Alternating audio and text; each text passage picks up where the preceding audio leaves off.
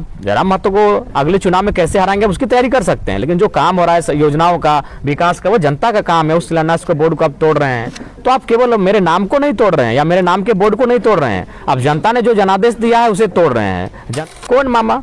मेरा मामा घर आमडी में है, जाइए देखिए मेरा मामा लोग का क्या स्थिति है। नहीं है मिलेगा, मेरा प्रॉपर्टी इजिली चेक हो जाएगा। मेरा जो पुश्तैनी जमीन है मेरा दादाजी के नाम से 4 एकड़ 87 डिसमिल, उससे अगर 1 डिसमिल ज्यादा मिलेगा तो कहिएगा, हम पे आरोप लगाइएगा। हम अगर बुरे ही थे तो क्या थे, टिकट मांगने हमारे पास 48 मिनट बात हुआ था। अगर हम बुरे ही आदमी थे तो पार्कलाइन के होटल में डुमरी में 48 मिनट बैठ के क्या आए थे, बस 1 ही साल पहले। अरे उसका खुद का स्टैंड क्लियर नहीं, कोई राजनेता है, सोशल एक्टिविस्ट है या रिपोर्टर है या फिर माने कुर्मी और जयराम का एंटी है। हम लोग काम करने पे विश्वास करते हैं, हमारा गर्जना सिस्टम से है। अब वो लोग रात के अंधेरे में चोर उचक्के जैसा जो लोग शिलान्यास का बोर्ड तोड़ के गए हैं, अगर हम विधायक होकर उन पर अपना ध्यान केंद्रित करें तो मेरे कार्यकर्ता देख लेंगे और जनता देखेगी कि आज क्या उनकी सोच है। 20 सालों का भाई उनका साम्राज्य का अंत हुआ है, तो लेकिन फिर भी राजनीति में स्वागत करना चाहिए। जनता ने आपको 20 साल मौका दिया था, आपने सेवा किया। अब अगर जनता ने किसी और को चुना है तो आपको स्वीकारना चाहिए।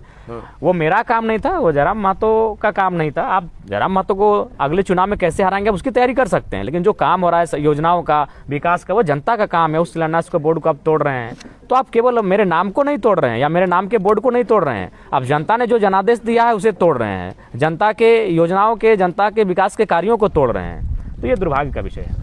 अच्छा, जहाँ पे हम लोग बैठे हुए हैं और शायद यहीं की घटना है, संतोष भाई बता रहे थे 1 महीना पहले किसी का प्रदेश में, मतलब देश के बाहर देहांत हुआ था और पार्थिव शरीर को लेकर बड़ा संशय सा स्थिति बना हुआ था और अभी तक हम लोग भी किसी नतीजे पर नहीं पहुंचे हैं कि वो बॉडी आया है कि नहीं आया है, क्या कुछ चीज़ प्रोसेस में है, कुछ बताएंगे? देखिए, सारा पहला बात है कि चूँकि टेक्निकल क्या चीज़ें हैं वो बहुत कम ही लोग समझते हैं और नो डाउट चूँकि प्रवासी की हम आवाज़ हैं तो लोग ये सवाल जहन में आता है कि प्रवासी मजदूर जो हमारे घर का है। जी हाँ, बिल्कुल, हम जिस घर में रहते हैं विजय महतो के ही गोतिया यानी उनके जेठा का घर है, जहाँ हम अभी फिलहाल डुमरी में रहते हैं और उनका ही पार्थिव शरीर आज सऊदी में है। जिसमें क्या है, इसमें देखिए कारण ये है कि सऊदी का रूल नियम आप भी जानते हैं, सऊदी का बहुत टफ रूल है, तो वहाँ उनको गोली लगी है।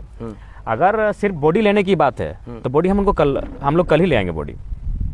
हम लोग मुआवजा को लेकर और एम्बेसी से हमारी बात हुई, वहाँ के जो कंपनी के पदाधिकारी हैं उनसे मेरी बात हुई, जो हमारे मंत्री हैं राज्य के उनसे मेरी बात हुई और जो राज्य के विभागीय सचिव हैं उनसे भी मेरी बात हुई। और मसला यही है कि हम लोग मुआवजा की मांग कर रहे हैं और उनका कहना है कि जब तक कोर्ट का निर्णय नहीं आएगा हम लोग मुआवजा के लिए कुछ स्टेटमेंट क्लियर नहीं कर पाएंगे। जो भी मुआवजा देंगे लेकिन कोर्ट का निर्णय आएगा तभी हम लोग देंगे। अगर सिर्फ बॉडी की बात है तो बॉडी कल ही आ जाएगा, उसके लिए एनओसी देना होगा।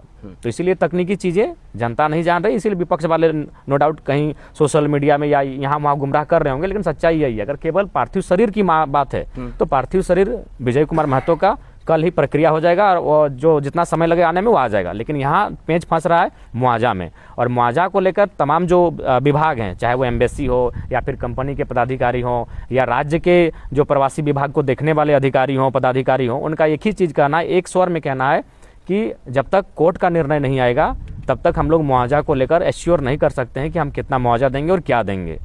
तो वहीं पेंच फंस रहा है। बाकी अगर पार्थिव शरीर की बात है वो कल भी आ जाएगा, वो परसों भी आ जाएगा। परिजन जब एनओसी लिख कर देंगे पार्थिव शरीर भारत देश आ जाएगा, झारखंड आ जाएगा। विधायक जी, प्रवासी की बात आया तो याद होगा कि विगत 9 महीना पहले एक नाइजर में कुछ बंधकों को बनाया गया था, आपने विधानसभा में बात रखा था और आपके पार्टी द्वारा, राज्यपाल द्वारा भी संज्ञान दिया गया था। उस मामले को पता चला है कि वो प्रवासी मजदूर शायद मुंबई अभी तक आ चुके हैं, तो आपको कैसा लग रहा है कि आपके प्रयास को कारण वहाँ पे उन लोगों? मेरे अलावा भी बाकी लोगों का प्रयास है। मैं कभी भी जिस काम को मैं करता हूँ अगर उसमें कोई लोग प्रयास करते हैं तो मुझे सच बात कहने में अफसोस नहीं होता है और ना ही मैंने एक नकारात्मक किसी के प्रति सोचता हूँ। बाकी लेकिन मूलतः जो प्रयास था विधानसभा में मैंने बात को उठाया, महामहिम से भी परिजनों को मैंने मिलवाया और जिस तरह से 9 महीना उन लोग, हाँ 8-9 महीना बाद उनको, तो परिवार को जो मानसिक देखिए बिल्कुल उसको लेकर भी मैंने कई बार उपायुक्त को भी कहा कि कम से कम उनके भोजन पानी की व्यवस्था करें। वो समय समय पर थोड़ा बहुत किए हैं लेकिन उतना पर्याप्त नहीं कर पाए हैं। दूसरी बात है कि राज्य सरकार को इस विषय में सोचना चाहिए। चलिए एक काम अच्छा हुआ उसके लिए केंद्र और राज्य की दोनों टीमों को और दोनों सरकारों को धन्यवाद देंगे, दोनों के प्रयास से और हम लोगों जनप्रतिनिधियों के प्रयास से वो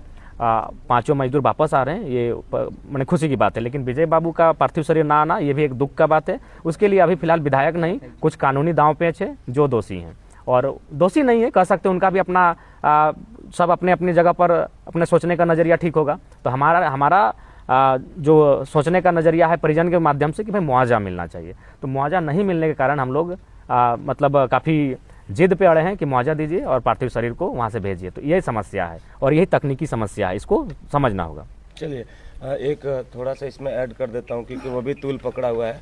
जब आप इतने कम समय में इतना बड़ा धनराशि अर्जित किया और धर्म के आड़ में इतना सारा मतलब अपना एक मतलब एम्पायर खड़ा किया गया, तो उसके उपरांत एक पत्रकार है, नाम नहीं लूंगा लेकिन उनके शब्दों से दर्शकों को पता चलेगा, वो कहते हैं कि जयराम का प्रॉपर्टी का भी चेकअप होना चाहिए। हाँ तो करवा लेना। जयराम महतो का प्रॉपर्टी का चेक करना सबसे आसान है। इसलिए आसान है कि जयराम महतो एक पार्टी का सिंगल विधायक है, उसको ना सत्ता का सपोर्ट मिलेगा ना विपक्ष का सपोर्ट मिलेगा, ना उसको बीजेपी का सपोर्ट मिलेगा ना जेएमएम का सपोर्ट मिलेगा। मेरा प्रॉपर्टी इजीली चेक हो जाएगा।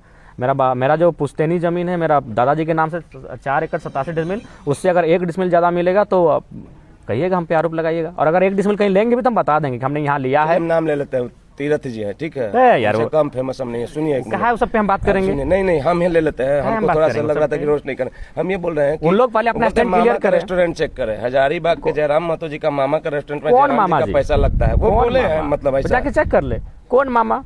मेरा मामा घर आमडी में है, जाइए देखिए मेरा मामा लोग का क्या स्थिति है, नहीं है। अरे उसका खुद का स्टैंड क्लियर नहीं, कोई राजनेता है, सोशल एक्टिविस्ट है या रिपोर्टर है या फिर माने कुर्मी और जयराम का एंटी है।